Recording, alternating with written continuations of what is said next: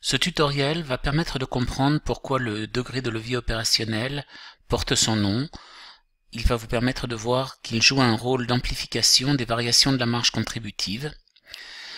Et donc, nous partons d'une situation initiale où une entreprise a une marge contributive de 1 600 000, donc ici, marge contributive d'1 600 000 et des charges fixes d'1 million, et donc le résultat initial est de 600 000. Nous allons imaginer que l'entreprise, par une politique de prix-volume appropriée, réussit à accroître sa marge contributive de 10%, ce qui donne une marge de 1 760 000, avec des coûts fixes inchangés. Et donc on voit que toute l'augmentation de la marge contributive va se répercuter sur le résultat, et comme le résultat est plus faible que la marge contributive, l'augmentation de 160 000 représente 26,67% au lieu de 10%. Nous allons maintenant nous employer à démontrer la formule suivante. Donc, le taux de croissance du résultat se calcule de la manière suivante: résultat final moins résultat initial sur résultat initial.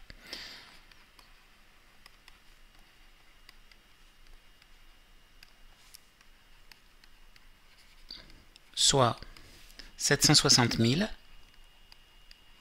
moins 600 000 divisé par 600 000.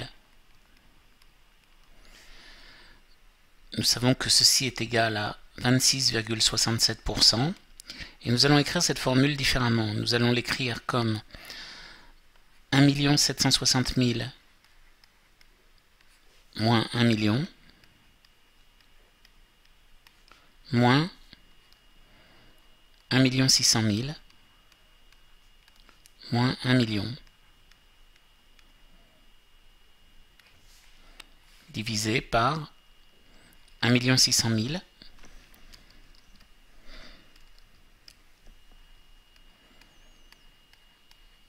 moins 1 million.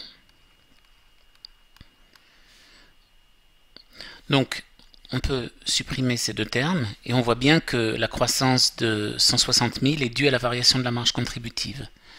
Et nous allons l'écrire comme ceci: 1 760 000 moins 1 600 000 multiplié par 1 sur 1 600 000 moins 1 million. Et ce que je vais faire, c'est que cette expression qui est scindée en deux, je vais la multiplier au numérateur et au dénominateur par la même quantité, c'est-à-dire que je vais diviser par 1 600 000 le premier terme de mon expression, et je vais multiplier le numérateur de mon deuxième terme par 1 600 000. Le premier terme que j'ai fait apparaître, c'est la variation de la marge contributive. Et le second terme, eh bien, 1 600 000, c'est la marge contributive. 1 600 000 moins 1 million, c'est le résultat d'exploitation.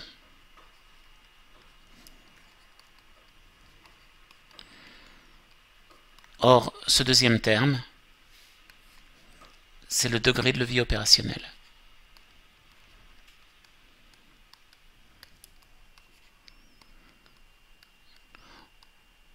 Nous voyons donc que la variation du résultat d'exploitation en pourcentage est liée à la variation de la marge contributive.